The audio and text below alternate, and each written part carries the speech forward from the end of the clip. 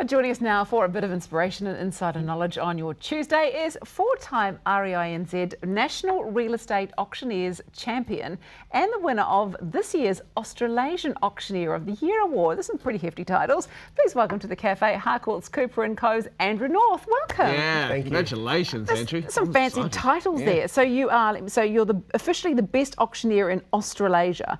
And this is the second time that you've won that one, isn't it? Yeah, second time from 7 attempts. So statistically, not that strong, but you don't need to tell us about the 7 attempts. No, it's been a good year. So what did you have to do to win it? So it's a reasonably long process to represent New Zealand. You have to finish in the top 2 in the New Zealand national competition, which went well for me this year as well. So that was nice. And then essentially they give you a property to sell, and you're competing against all the different states in Australia. New Zealand, sadly, we're regarded just a state in this particular competition.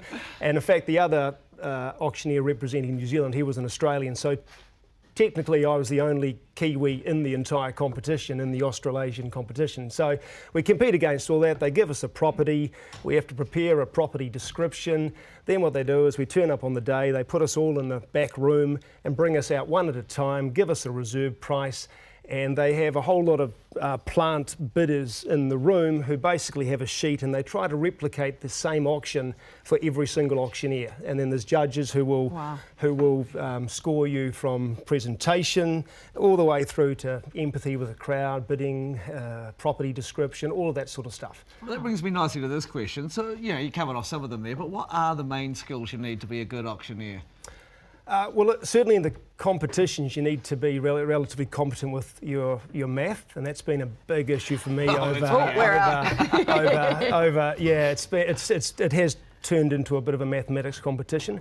But when I'm lucky enough to train some auctioneers, and one of the things I always struggle to train is personality. Right. So as a starting point, you need to have some degree, I think, of likability and ability to not polarise people and get on with most people. Calmness and confidence, and obviously the ability to talk in front of people.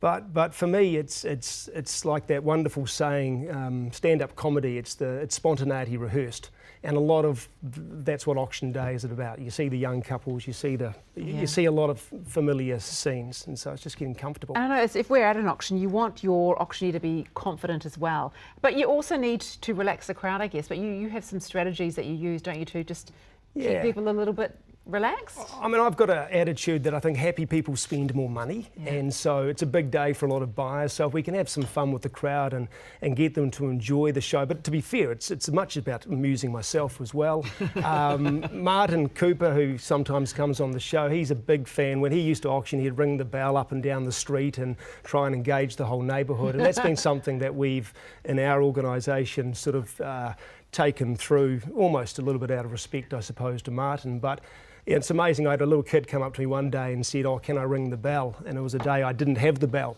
And I said to him, "No, look, I tell you what, I haven't got the bell, but you can stand up beside me and help me with the auction."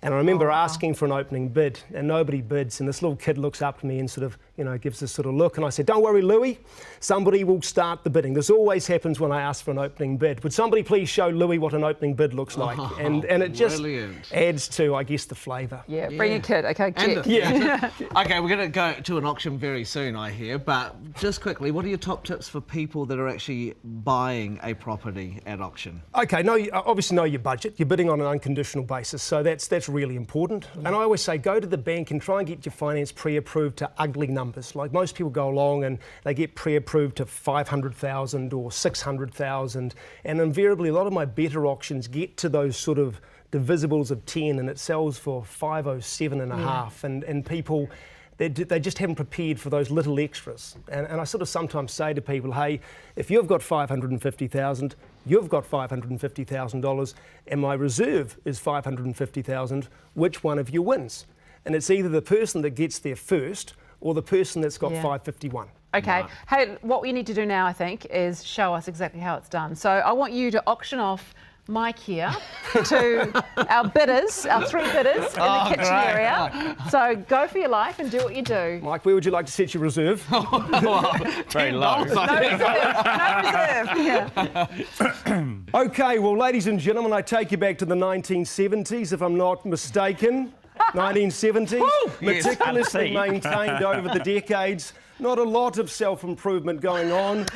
But nonetheless, if you're looking for a good, honest, hard-working home, ladies and gentlemen, or acquisition or addition to your portfolio, this is what you should be buying. It's what every woman wants, every man wants to be like.